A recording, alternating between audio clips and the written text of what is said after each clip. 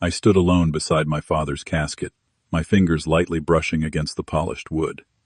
The funeral home was silent except for the muffled sobs from the few genuine mourners. My dad, Thomas Harrison, deserved better than this half-empty room. As I whispered my final goodbye, unexpected laughter erupted behind me. "The fool has no idea we changed Dad's will last month." Uncle Frank snickered. "Everything goes to us instead of that disappointment." The words cut deeper than the grief itself. I felt my blood boil, but said nothing. Before I tell you how I handled this betrayal, drop a comment letting me know where you're watching from and hit subscribe to see how justice was finally served. The relationship between my father and me had always been complicated. At 32, Ike Harrison, was the only son of Thomas Harrison, a self-made businessman who built Harrison Enterprises from nothing into a regional powerhouse. Dad stood 6 feet 2 inches tall, with broad shoulders, and a commanding presence that demanded respect in any room he entered. His salt and pepper hair never out of place, his suits always custom-fitted. He was the epitome of success in our hometown of Westbrook, Maine. Growing up, I knew Dad wanted me to follow in his footsteps. The signs were everywhere. The business books he gave me for birthdays, the summer internships at the company he arranged, the proud way he introduced me to his associates as the future of Harrison Enterprises. But I had different dreams. My passion lay in graphic design and digital art, a path my father initially struggled to understand or respect. "Art won't put food on the table, Ike," he would say, looking over his reading glasses at me. "You need something solid, something that builds legacy." I still pursued my creative aspirations, attending Rhode Island School of Design instead of the business school he preferred. Those 4 years created a rift between us that took nearly a decade to begin healing. While Dad never directly cut me off financially, his disappointment manifested as emotional distance. After college, I built my own design studio from scratch without leveraging the Harrison name or connections. My client list grew steadily, and I developed a reputation for innovative designs that helped several tech startups establish their visual identities. 3 years ago, my work for an emerging software company won national recognition, landing me features in design magazines and speaking opportunities at industry conferences. The shift in my father's attitude came gradually. It started with questions about my business model, then evolved into genuine interest in my creative process. 3 months before his death, we had our most meaningful conversation during a fishing trip to Lake Sebago, a tradition we had abandoned years earlier and finally resumed. "You know, Ike," he said as we sat in comfortable silence, waiting for the fish to bite, "I was wrong about your path. You built something valuable in your own way. Different from what I imagined, but something to be proud of nonetheless." That acknowledgement meant everything to me. For the first time in my adult life, I felt truly seen by my father. We spent the rest of that weekend talking about everything: his business challenges, my creative process, and even the complicated dynamics with my uncles. Those uncles were a constant source of tension in our family. Uncle Walter, the oldest at 63, carried himself with an air of authority that never quite matched his accomplishments. 6 feet tall with a permanently stern expression, he had always coveted my father's success. His gambling addiction was an open secret in the family, one that had drained his portion of the family inheritance years ago. Uncle Frank, the youngest at 55, was the most openly antagonistic. Shorter than my father, but with the same Harrison blue eyes, he worked in the family business but always in my father's shadow. His resentment manifested as constant undermining and political maneuvering within the company. Uncle Dean, the middle brother at 58, was perhaps the most tragic figure. Naturally gifted but lacking confidence, he allowed his brothers to dictate his choices. Quiet and contemplative with kind eyes, he could have been a wonderful mentor if he had ever found his own voice apart from his brother's influence. The rivalry between the brothers intensified 5 years ago when my grandfather passed away, leaving the controlling interest of Harrison Enterprises primarily to my father. The ensuing fights over board positions and profit distributions created wounds that never fully healed. "They're my blood, Ike," my father had explained during our fishing trip, "but blood doesn't always mean trust. Remember that." Those words echoed in my mind during the final week of my father's life. His heart attack came suddenly on a Tuesday morning. I was in Boston for a client meeting when I got the call from his assistant. By afternoon, I was at his bedside in Portland, Maine Medical Center watching machines monitor his weakened heart. For 6 days, I barely left the hospital. I slept in the uncomfortable chair beside his bed, worked on my laptop during his naps, and had one-sided conversations, hoping he could hear me through the sedation.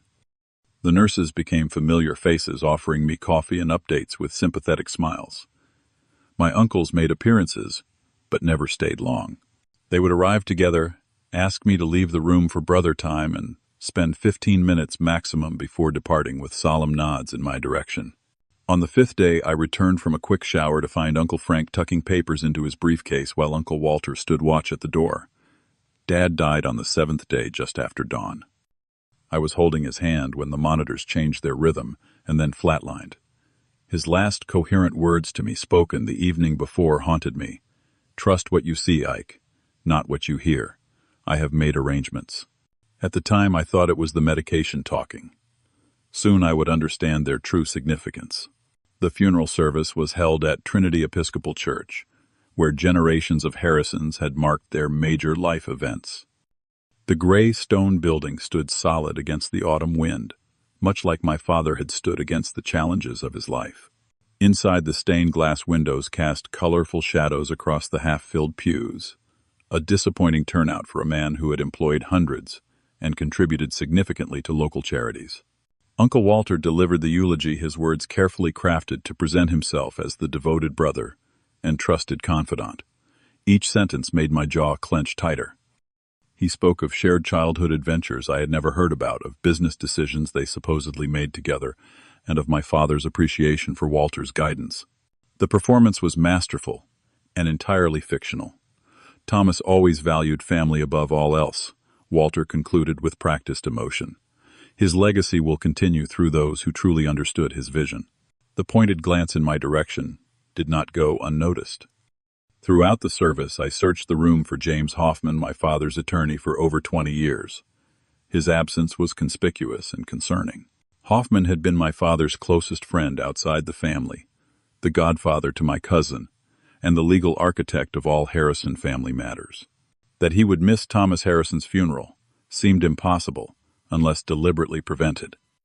At the graveside, the uncles maintained a respectable distance from me, speaking in hushed tones among themselves, while occasionally casting glances in my direction.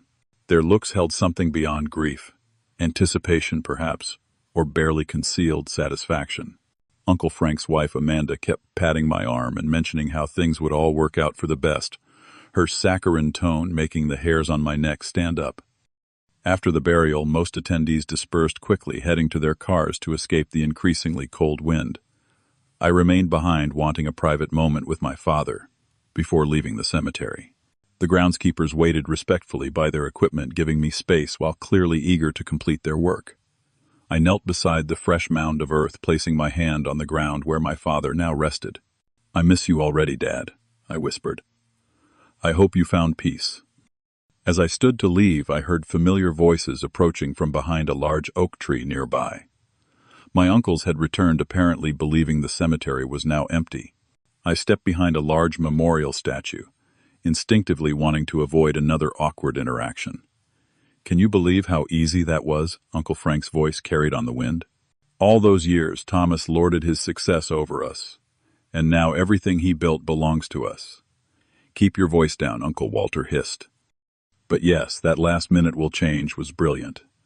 The look on the doctor's face when we insisted Thomas was lucid enough to sign, priceless. Uncle Dean's nervous laugh joined in.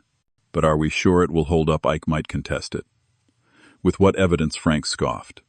"We made sure there were proper witnesses. Besides, the fool has no idea we changed Dad's will last month. Everything goes to us instead of that disappointment." "The best part is how Thomas thought he was so clever," Walter added. "Always talking about his special bond with Ike these last few months. Too bad that sentimental garbage won't translate to control of the company." The three of them laughed, the sound echoing obscenely against the gravestones. They stood barely 15 feet from my father's fresh grave, celebrating their theft while his body had barely begun its return to the earth. Every muscle in my body tensed with rage. My first instinct was to confront them immediately, to expose their treachery and demand justice for my father. But something held me back. My father's final words. Trust what you see, not what you hear. I have made arrangements. What arrangements? What had my father anticipated or planned? For confronting my uncles now, without understanding the full picture, might jeopardize whatever safeguards my father had put in place. So I remained silent, listening as they continued to detail their scheme. The reading of the will is scheduled for Monday at 10, Walter said. Hoffman tried to postpone it, claiming some nonsense about proper grieving time. But I reminded him who would be signing his checks moving forward. Did you see Ike's face? During the service, Frank chuckled. Already planning how to spend his inheritance, no doubt. Monday will be quite the reality check. Should we say something to him before then? Dean asked. Maybe prepare him somehow, and risk him causing trouble. No, Walter declared. We act normal until the will is read. Then it's too late for him to do anything about it. They continued talking, mentioning offshore accounts and plans to restructure the company, but I had heard enough. I slipped away unnoticed, my mind racing with betrayal and determination. If they wanted to play dirty, they would soon learn that Thomas Harrison's son was not the fool they believed him to be. That night I couldn't sleep. The empty family home felt cavernous without my father's presence. I paced the floors he had walked for 30 years, trying to understand what arrangements he might have made. Around 2 a.m., I found myself in his study surrounded by the artifacts of his life, photographs, awards books that had shaped his thinking. I began searching methodically, looking for any clue he might have left. In the bottom drawer of his desk, locked but easily opened with the spare key I knew about, I found a leather-bound journal I had never seen before. The entries dated back 6 months, detailing his growing suspicions about his brothers. Frank accessed the company servers again last night, one entry read. Security logs show him viewing confidential acquisition plans. Walter called this morning asking pointed questions about the Riverside project. Too much of a coincidence. Another entry from 3 months ago was even more disturbing. Caught Walter and Frank pressuring Dean to sign board resolutions while I was in Chicago. Security footage showed them in my office after hours. Installing additional cameras tomorrow. James suggests updating my will again to protect Ike's interests. The journal confirmed my father's awareness of his brother's duplicity, but it didn't reveal what countermeasures he had taken. I continued searching until dawn, when exhaustion finally overcame me. I fell asleep in his chair, the journal clutched to my chest. I woke with a realization: the security cameras. My father had mentioned installing additional cameras in his journal. I knew about the obvious ones in the main areas of the house and office, but could there be others? In his closet, behind a row of precisely arranged shoes, I found a small safe I had never noticed before. The combination, my birth date, yielded not only a USB drive labeled security backups, but also a sealed envelope with my name written in my father's distinctive handwriting. Inside the envelope was a letter and a key. The letter was brief but clear. Ike, if you're reading this, I am gone and my brothers have likely shown their true colors. The key opens a deposit box at First National Bank Box 247. There you will find the original copy of my will, properly witnessed and notarized last month, along with other evidence you may need. The USB contains security footage from my hospital room. Trust James Hoffman, despite any pressure he may be under. You are my legacy son, not the business. Dad. My father had not only anticipated his brother's betrayal, but had prepared for it. I plugged the USB drive into my laptop and found dozens of video files. Scanning through them, I found what I needed. Footage from my father's hospital room showing my uncles entering with documents, clearly pressuring my sedated father to sign papers, while a nervous-looking woman, I didn't recognize, witnessed the signatures. In another clip, Uncle Walter appeared to be threatening someone off camera, likely Hoffman, based on the context of their conversation. You'll sign off on these changes if you want to keep your license, Walter growled. We have enough on you to make sure you never practice law again. Armed with this evidence, I needed to contact Hoffman immediately. But first I needed to secure the original will from the safety deposit box. When I checked my phone, I found it flooded with notifications. 26 missed calls from my uncles starting early that morning. Their voicemails ranged from casual checking in to increasingly urgent requests to discuss family matters before Monday. They were getting nervous, which meant I had the advantage of time. I silenced my phone and headed to the bank. First National Bank opened at 9 a.m. on Saturdays. I arrived at 8:45 and waited in the parking lot watching for any sign of my uncles. The bank manager recognized me and offered condolences for my father's passing before personally escorting me to the vault. Box 247 contained exactly what my father had promised. The original will dated just 3 weeks ago, along with affidavits from his doctor confirming his sound mind at signing, and a separate letter from Hoffman acknowledging his awareness of potential coercion from the Harrison brothers. The will itself was straightforward. My father left 70% of Harrison Enterprises to me, with 15% to a charitable foundation he had established, and the remaining 15% divided equally among his brothers. The family home and all personal assets came to me with specific bequests to longtime employees and friends.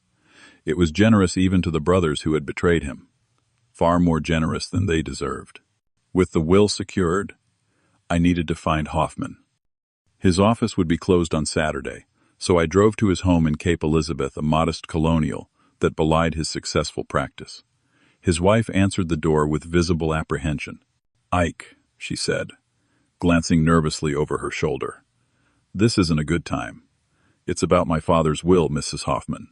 I need to speak with James. It's urgent." James appeared behind her, looking haggard. "Let him in, Martha," he said quietly. "It's time to set things right." Inside, Hoffman confessed everything. My uncles had threatened to expose an ethics violation from his past, a minor indiscretion involving a conflict of interest that had been resolved, but could still damage his reputation if made public. They had used this leverage to force him to present their fraudulent will as legitimate and to skip the funeral to avoid facing me. "Your father anticipated something like this," Hoffman explained, examining the documents I had brought. "He made me promise that no matter what happened, I would ultimately honor his true wishes if you came to me with proof. So you'll present the real will on Monday?" I asked. "I'll need to do more than that," he replied, straightening his shoulders. "I need to make this right, even if it means facing consequences for my part in it." With Hoffman now firmly on my side, I needed one more ally. Sarah Winters had been my father's business partner for 15 years.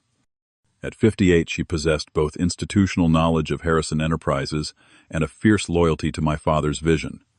If anyone would have additional insights into my uncle's schemes, it would be Sarah. I found her at the company office on Saturday afternoon, working as she often did on weekends. Her relief at seeing me was immediate and genuine. "Ike, thank God," she said, embracing me. "I've been trying to reach you. Something's not right with your uncles.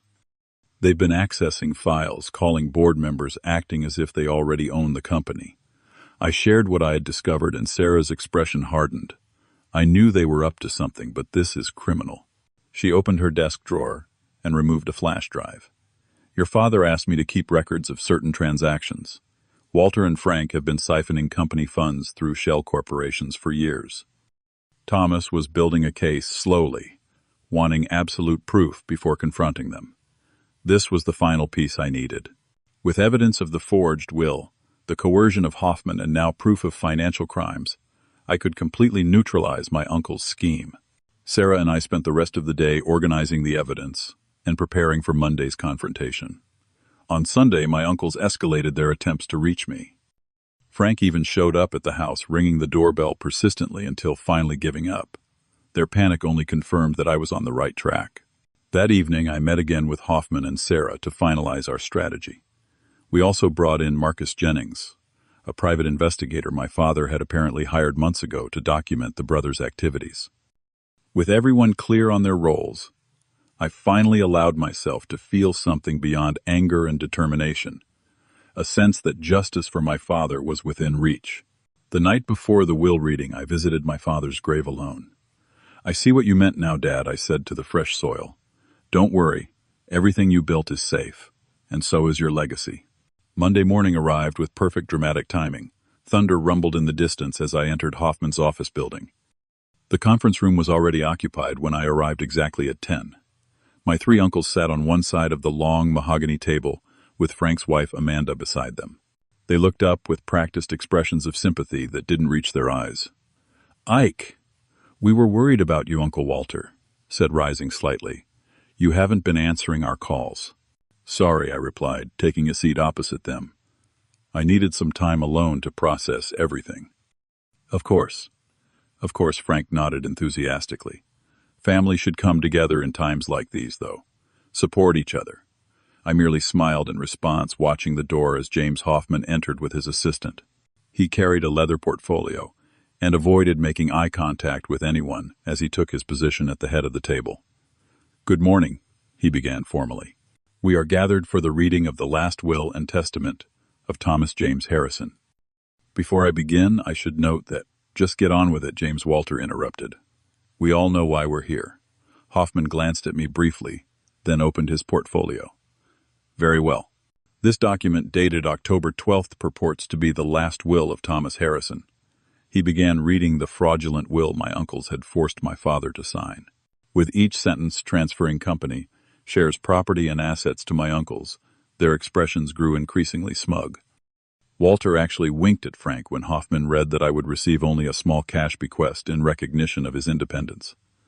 When Hoffman finished, Uncle Frank cleared his throat. "I know this must be difficult for you, Ike. Your father clearly wanted you to continue on your own path, not be burdened with a business you never showed interest in." I leaned forward, placing my hands flat on the table. "That's an interesting interpretation, Uncle Frank. But before we conclude, I have some questions."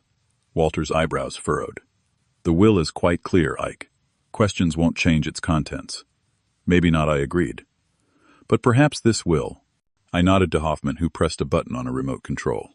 The large screen on the wall came to life, showing crystal-clear footage of my uncles in my father's hospital room, clearly coercing him to sign documents while heavily medicated. The color drained from Walter's face. Frank began sputtering denials. "What is this?" Amanda demanded. "Where did you get this?" "My father installed additional security cameras after he caught you searching his office," I explained calmly. "He documented everything." I motioned to Hoffman, who now produced a different document from his portfolio.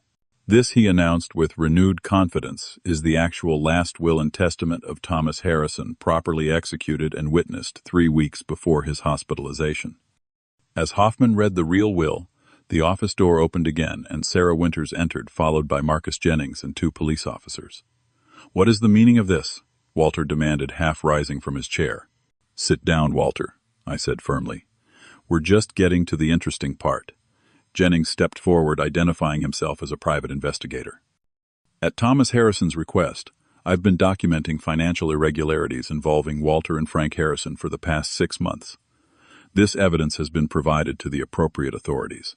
One of the police officers placed a hand on Walter's shoulder. "Walter and Frank Harrison, we have questions regarding allegations of fraud, elder abuse, and embezzlement. We'd appreciate if you'd come with us voluntarily." The chaos that followed was almost theatrical. Frank immediately began blaming Walter. It was his idea. He forced me to go along with it. I wanted to tell Thomas everything. Walter, meanwhile, tried to maintain his dignity while threatening lawsuits against everyone in the room. Dean sat frozen, looking genuinely shocked at how quickly everything had unraveled. When the officers escorted my uncles out, Dean remained behind. He looked at me with tears in his eyes. "Ike, I swear I didn't know about the forged will.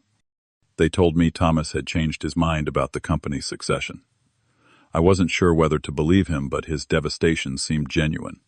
We'll sort out your involvement later, Uncle Dean. For now, I suggest you get your own lawyer." After everyone else had left Hoffman, Sarah and I sat in the suddenly quiet conference room. "Your father would be proud," Sarah said, squeezing my hand. "You protected his legacy exactly as he would have wanted." "We still have legal proceedings ahead," Hoffman cautioned. "But with the evidence we have, your position is secure. The fraudulent will won't stand."